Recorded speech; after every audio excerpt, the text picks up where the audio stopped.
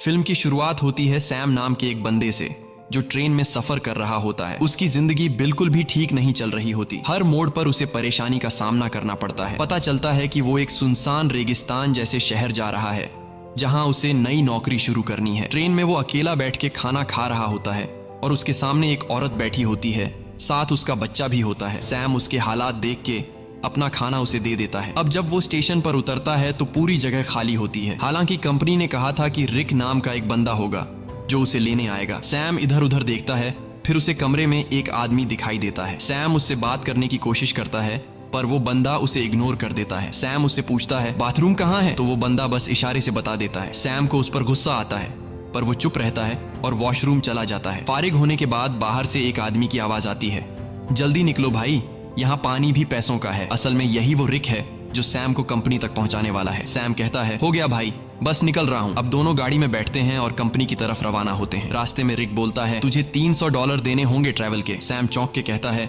यार कंपनी ने तो कहा था $200। रिक गुस्से में कहता है अगर 300 दे सकता है तो ठीक, नहीं तो उतर जा। सैम सोचता है कि कोई दूसरा रास्ता तो है नहीं, तो वो मान जाता है। थोड़ी देर बाद गर्मी बहुत ज्यादा हो जाती है। सैम एसी ऑन करने की कोशिश करता है। रिक तुरंत गुस्से में कहता है हाथ मत लगाना एसी को वरना इंजन बैठ जाएगा। अचानक गाड़ी का टायर पंक्चर हो जाता है। रिक खुद कुछ नहीं करता और सैम से कहता है चल टायर तू बदल। सैम मजबूरी में टायर बदलने लगता है। इसी दौरान वो देखता है कि एक कुत्ता दूसरे कुत्ते को मार रहा होता है। ये देखकर सैम बहुत ज्यादा डर जाता है। रिक आता है और कहता है ओ भाई कांप क्यों रहा है, ये होता रहता है। फिर वो जख्मी कुत्ते को खुद मार देता है ताकि उसे और तकलीफ ना हो। सैम बड़ी मुश्किल से टायर बदलता है।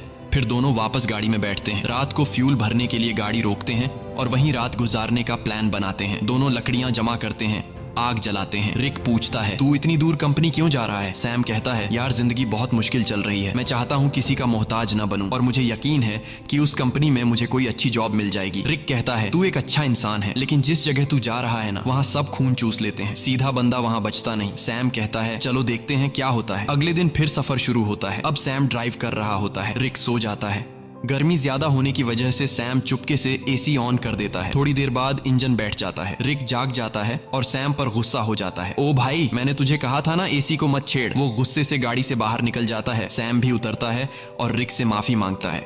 रिक को और गुस्सा चढ़ जाता है, बोलता है चुप कर, तेरी आवाज ना सुनूं। इसके बाद सैम पेशाब करने जाता है। थोड़ा दूर जाकर वो एक चमकता हुआ पत्थर देखता है। करीब जाकर जब वो गौर से देखता है तो पता चलता है कि ये तो खालिस सोना है। वो फौरन रिक को बुलाता है, ओए इधर आ, चेक कर कहीं मैं सपना तो नहीं देख रहा। रिक जैसे ही देखता है शॉक हो जाता है। वो लाइटर निकालता है, आग जलाकर चट्टान पर रखता है, बोलता है अगर काला हुआ तो नॉर्मल पत्थर वरना खालिस सोना। चट्टान जैसी की तैसी रहती है, मतलब सोना कंफर्म। अब दोनों सामान निकालते हैं, गड्ढा खोदने लगते हैं ताकि सोना निकाल सकें। पूरी ताकत लगाते हैं लेकिन चट्टान हिलती भी नहीं। रिक रस्सी की मदद से सोने को गाड़ी से बांधने की कोशिश करता है ताकि खींच सके, लेकिन रस्सी टूट जाती है क्योंकि सोना भारी होता है। इसके बाद दोनों लगे रहते हैं, सारा दिन खुदाई करते हैं। अब सूरज डूबने लगता है। रिक कहता है जल्दी से लकड़ियां जमा कर क्योंकि जंगली कुत्ते आसपास घूम रहे हैं, रात को हमें काट लेंगे। अगर हम आग जला लें तो वो डर के भाग जाएंगे। दोनों लकड़ियां जमा करते हैं, आग जलाते हैं, खुशी में गाने बजाने और नाचने लगते हैं। रिक सैम को गले लगाकर कहता है तुझे मैं फुल एसी वाली कार दिलाऊंगा।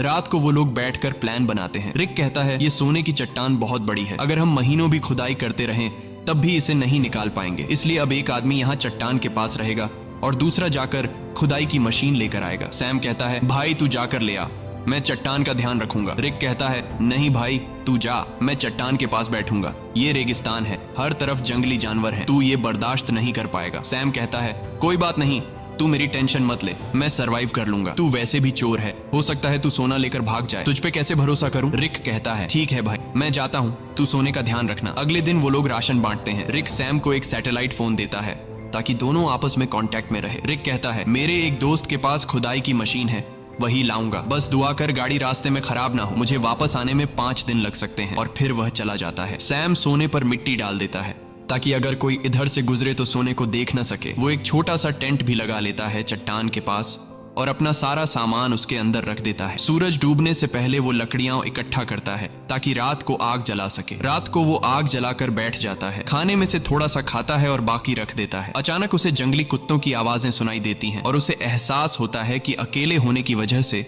वो आसान शिकार है। वो डर जाता है और चाकू हाथ में लेकर सो जाता है। अगली सुबह सूरज की तेज धूप से उसकी आंख खुलती है। बहुत गर्मी और थकावट होती है, नींद पूरी नहीं हुई होती और सूरज की तपिश उसकी स्किन जला रही होती है। तभी सैटेलाइट फोन की बेल सुनाई देती है। सैम दौड़कर फोन तक जाता है लेकिन कॉल कट चुकी होती है। वो टेंट में बैठा सोने को देख रहा होता है और सोचता है कि सोना बेचकर सबसे पहले एक बड़ा घर खरीदूंगा। फिर सैम पास के इलाके में घूमता है। थोड़ी दूरी पर उसे एक क्रैश प्लेन दिखाई देता है। वो फौरन उस क्रैश प्लेन के पास जाता है और वहीं रहने का फैसला करता है, लेकिन वहां से सोने की चट्टान उसकी नजरों से दूर होती है। इसलिए वो प्लेन के कुछ टुकड़े उठाकर चट्टान के पास एक टेंट बना लेता है। सैम कुछ देर के लिए आराम करने लगता है ताकि पानी की बचत हो और थकान कम हो। अचानक बाहर से कुछ ऐसी आवाजें सुनाई देती हैं जैसे कोई सोने की चट्टान चोरी कर रहा हो। वो बाहर निकलता है लेकिन कुछ नहीं होता। चट्टान वैसे की वैसे होती है। वो चट्टान के पास बैठ जाता है। तभी उसे एक आइडिया आता है कि क्यों न चट्टान से एक सोने का टुकड़ा काट लिया जाए। सैम पत्थर उठाकर सोने को तोड़ने लगता है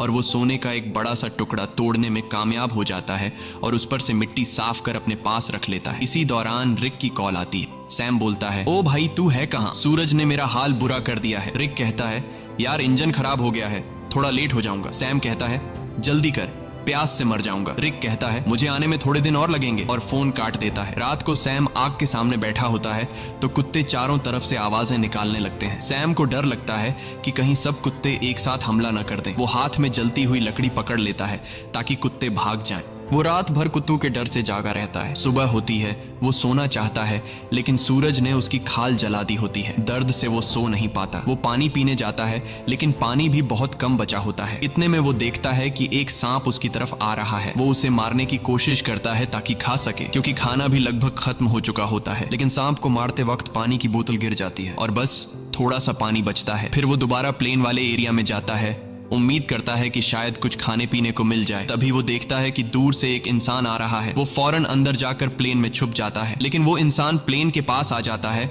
और सैम को बाहर आने को कहता है। करीब आकर पता चलता है कि वो तो एक लड़की है जो उससे बात करना चाहती है, लेकिन सैम उससे बात करने को तैयार नहीं होता। लड़की पूछती है, तुम यहाँ बैठकर क्या कर रहे हो और यही जगह क्यों चुनी? सैम कुछ नहीं कहता, बस चुप रहता है। थोड़ी देर बाद सैम लड़की से कहता है कि वो इस प्लेन में रह सकती है और खुद वहां से चला जाता है। लड़की कहती है, तुम मुझसे कुछ छुपा रहे हो। वो सैम के पीछे पीछे चलने लगती है और उसके साथ कैंप तक पहुंच जाती है। वो बार बार सैम से पूछती है, तुम यहाँ कैसे पहुंचे? अब सैम घबरा जाता है। वो सोचता है, इससे पहले कि ये सोना देख ले, किसी तरह इसे यहाँ से भगा दूं। सैम लड़की से कहता है, क्यों आई हो मेरे पीछे? यहाँ तुम्हारी कोई जरूरत नहीं है, तुम्हें यहाँ से चले जाना चाहिए। लड़की कहती है, मैं तब तक नहीं जाऊंगी जब तक ये ना पता चल जाए कि तुम मुझे यहाँ से भगाने की कोशिश क्यों कर रहे हो। जरूर तुम मुझसे कोई राज छुपा रहे हो। उसी वक्त उसकी नजर सोने पर पड़ती है। वो कहती है, अच्छा तो ये बात है, पूरे सोने के मालिक बन बैठे हो, ये सारा खजाना अकेले ले जाओगे? अब मेरी बात सुन, मैं तब तक यहाँ से नहीं जाऊंगी जब तक इसमें से मुझे आधा हिस्सा नहीं मिलेगा। सैम को गुस्सा आ जाता है। वो डंडा उठाता है और सीधे उसके सिर पर मारता है। लड़की वहीं मर जाती है। सैम सदमे में आ जाता है। उसे यकीन नहीं होता कि उसने लालच में आकर किसी को मार डाला। फिर खुद को संभालता है, उसकी सारी कीमती चीजें उठाता है, एक गड्ढा खोदता है और उसकी लाश को दफन कर देता है। कुछ देर बाद वो देखता है कि एक कुत्ता आकर उस गड्ढे से लाश निकालने की कोशिश कर रहा है। सैम भाग कर आता है, कुत्ते को हटाता है, लाश बाहर निकालता है और आग लगा के बॉडी को जला देता है। अगले दिन उसकी आंख फोन की घंटी से खुलती है। सैम रिक से कहता है, ओ भाई तू कहाँ है? भूख से मेरी जान निकल रही है, अगर तू जल्दी नहीं आया तो मैं भूख और प्यास से मर जाऊंगा। रिक कहता है, सॉरी यार, मुझे पता है तू बहुत तकलीफ में है, मैं जल्दी आ रहा हूँ, बस ये जो खुदाई वाली मशीन है बहुत स्लो है, थोड़ा टाइम और लगेगा। सैम परेशान हो जाता है। भूख प्यास से उसकी हालत खराब है, ऊपर से डर कि कोई जंगली जानवर हमला न कर दे। कुछ देर बाद वो देखता है कि एक गाड़ी सड़क से जा रही है। वो सोचता है, क्यों ना सोने का एक टुकड़ा लेकर यहाँ से निकल जाऊं, लेकिन ज्यादा सोने की लालच ने उसे रोक लिया। वो चाहता तो सोने का एक टुकड़ा लेकर जा सकता था जिससे उसकी जिंदगी बदल सकती थी, लेकिन ज्यादा की चाह ने उसे यहीं रुकवा दिया। सैम शाम से पहले रात के लिए लकड़ियां इकट्ठा करता है, लेकिन अचानक एक बहुत तेज रेतीला तूफान आता है। वो टेंट की तरफ भागता है,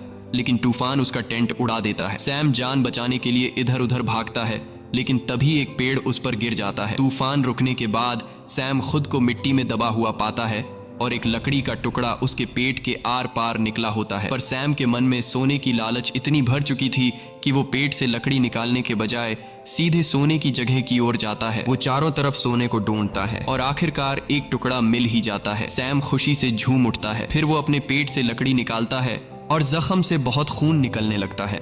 वो कपड़े का टुकड़ा लेकर जख्म बांधता है, लेकिन खून रुकता नहीं। मजबूरी में वो आग जलाकर एक डिब्बे का टुकड़ा गर्म करता है और जख्म पर लगाता है। इससे सैम को इतनी तकलीफ होती है कि वो बेहोश हो जाता है। थोड़ी देर बाद होश आता है। उसे हर तरफ वही लड़की दिखती है जिसे उसने मारा था। अब उसका दिमाग घूमने लगता है। उसे समझ नहीं आता कि ये सच है या फिर वहम। तभी फोन बजता है। रिक कॉल करता है। सैम चिल्लाता है, यार वो लड़की हर तरफ दिख रही है। रिक बोलता है, कौन सी लड़की? देख, किसी को सोने के बारे में पता न चले। अगर किसी को पता चल भी गया हो तो उसे मार डाल। लेकिन सैम की हालत इतनी खराब होती है कि वो किसी को मार तो क्या, अपने पैरों पर खड़ा भी नहीं हो सकता। वो जमीन पर रेंग रहा होता है। जवाब देने की भी हिम्मत नहीं होती। अचानक वही लड़की सामने खड़ी नजर आती है, लेकिन इस बार उसके चेहरे पर कोई जख्म नहीं होते। वो सैम को पानी पिलाती है और मदद करने को कहती है, लेकिन सैम सोने की लालच में इतना अंधा हो गया था कि वो मदद लेने से भी इनकार कर देता है। सैम डरते हुए कहता है, मैंने तुम्हें मार डाला था, दूर रहो। वो बोलती है, बस इतना बता दो, क्या मेरी जुड़वा बहन यहाँ से गुजरी है? तब सैम को यकीन हो जाता है कि ये वहम नहीं है, बल्कि ये उसी लड़की की बहन है जिसे उसने मारा था। सैम कहता है, नहीं, मैंने कुछ नहीं देखा, बस तुम यहाँ से चली जाओ। जिसके बाद वो लड़की वहाँ से चली जाती है। कुछ देर बाद जंगली कुत्ते उसके पास आने लगते हैं और उसे चारों तरफ से घेर लेते हैं। वो तुरंत रिक को फोन करता है। वो रिक से पूछता है कि तुम कहाँ हो, जल्दी आओ नहीं तो ये कुत्ते मुझे मार डालेंगे। वो रोने लगता है। रिक से रिक्वेस्ट करता है कि प्लीज जल्दी आ जाओ, मैं मरने वाला हूँ। रिक कहता है, रुक जा, मैं बस पहुंचने वाला हूँ। तभी अचानक कुत्ते हमला कर देते हैं। एक एक करके सब उसे नोचने लगते हैं। यहाँ हम देखते हैं कि रिक सैम से दूर बैठकर दूरबीन से सब कुछ देख रहा होता है। असल में वो कई दिन पहले मशीन लेकर वहां पहुंच गया था और बस वो सैम के मरने का इंतजार कर रहा था ताकि वो अकेले सारा का सारा सोना ले जा सके। जिसके बाद रिक छिपकर खड़ा होता है। वो देखता है कि सैम को जंगली कुत्ते घसीट कर ले जा रहे हैं। तब भी सैम सोने की तरफ देख रहा होता है। जिसके बाद जंगली कुत्ते सैम को नोच नोच कर खा जाते हैं। रिक को जब पक्का यकीन हो जाता है कि सैम मर गया है, वो गाड़ी लेकर सोना उठाने आता है, लेकिन अचानक एक तीर आकर सीधे उसके सीने में लगता है और वो भी मर जाता है। ये तीर चलाने वाली कोई और नहीं बल्कि वही लड़की की जुड़वा बहन होती है।